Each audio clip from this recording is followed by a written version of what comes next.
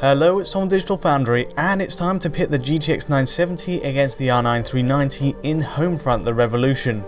It's an unusual contest too because both cards have moments where they're just ahead, depending on the situation. So let's start near the beginning at this cutscene in the Elm Tree District, which actually shows a convincing advantage on the R9 390. It wavers between a 3 to 7 FPS lead in fact, and it's a pretty conclusive result. For settings here, we're running at 1080p on each card with medium SMAA, and also all presets set to high. And unfortunately the GTX 970 dips below the target 60 FPS line here, while AMD just squeezes over it. Likewise, walking around this same Elm Tree area produces similar results, again AMD just edging ahead, but this is where our dream of 60 FPS gameplay starts falling apart, and both cards are well into the 50 FPS range. The readouts from each start to narrow as well. Now of course this game is using DirectX 11 rather than 12, meaning we don't get the marked increase in performance we'd expect from AMD cards on this newer API, but it's still a pretty good showing, at first anyway. Now moving to some actual shootouts, the tides start to turn. We're not entirely sure what the precise cause is, but Nvidia takes point here, and alpha effects on this exploding vehicle shows the GTX 970 going ahead by 9 frames per second. The battle more or less plays out in this fashion too, the R9 390 falling behind by a visible margin, but neither really hitting 60 FPS.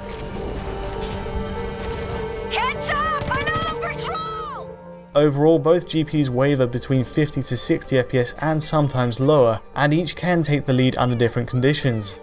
So what can we do to get that 60 FPS lock? Well, unfortunately this shootout is a really tough one to crack, and even pushing these cards down to medium settings, you'll still be seeing drops to the 50s and under. Basically, to even approach 60 FPS, dropping all game effects to low, including shadows, does the job, and gives each card enough headroom to run at an almost flawless 60 FPS. So here we have the R9 390 as an example, all settings at low and 1080p, but to be honest at this visual setting you do lose an awful lot of detail, especially on shadows, and ultimately it's not the PC experience you'd hope for. Now it's worth noting the game also has serious frame rate issues with everything set to very high.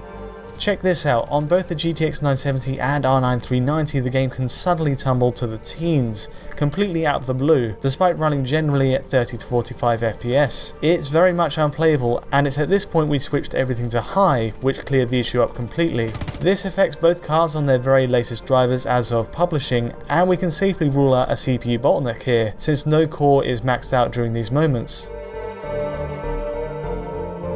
The basics are this: neither the GTX 970 or R9 390 can nail a perfect 60 FPS when the going gets rough, but for the most part a mix of medium and high settings will still play most areas smoothly.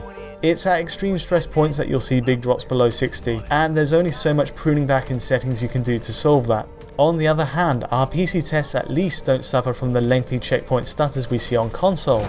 Whenever the game autosaves, it just freezes for a frame and then carries on, rather than forcing you to wait 5 to 10 seconds as it does on PS4 and Xbox One. Some people have suggested jumping a bike right over the wall. So in that sense it's an improvement, but for a perfect 1080p 60 experience at high settings, you'll need a card that outweighs the GTX 970 and R9 390. Able to confirm that. Anyway, that'll do for now. Please like and subscribe if this was useful, and until next time, thanks for watching. Thanks. I guess Walker was a legend in Washington too, huh? I heard a little about what happened there. I'm sorry. I'm glad you're here with us now. Hey guys, there's something weird. The street's deserted. What? Shit, is it us? Fuck, Walker's gonna be here any minute. Shh. It's a raid! Out! Get out!